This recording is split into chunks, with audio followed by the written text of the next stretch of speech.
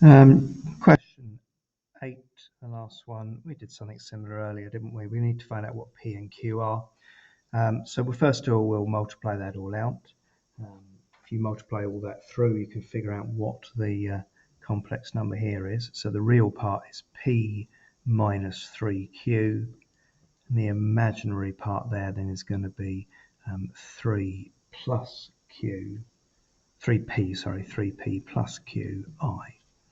It tells us that the argument of this is pi over 4. Now, the lovely thing about pi over 4 is it's 45 degrees, and that means that this and this are both the same. So I'm actually going to write that that equals that. So if we, should we make it p? So minus 2p equals 4q.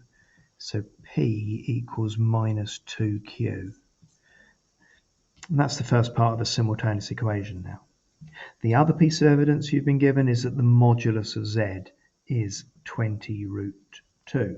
Of course, to find the modulus, you do the real bit squared plus the imaginary bit squared square rooted, and that will equal 10 root 2.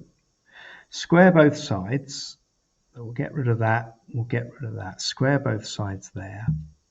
And now what you do is we'll put this in there and multiply through then and then solve for P and Q.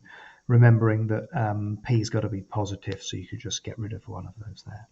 Last part just says write down the argument. Well, you do know, of course, if the argument of this one is something, the argument of the conjugate will be the negative of it. So I can actually write that down. Again, that word write down means no great thinking needed. The argument of the conjugate would be minus pi over 4, just straight by looking at it. So I've not done that one as it's a stretch and challenge, but I've given you a hint on how to go through it. I'll tell you the answer. It says P is 4 and Q is minus 2.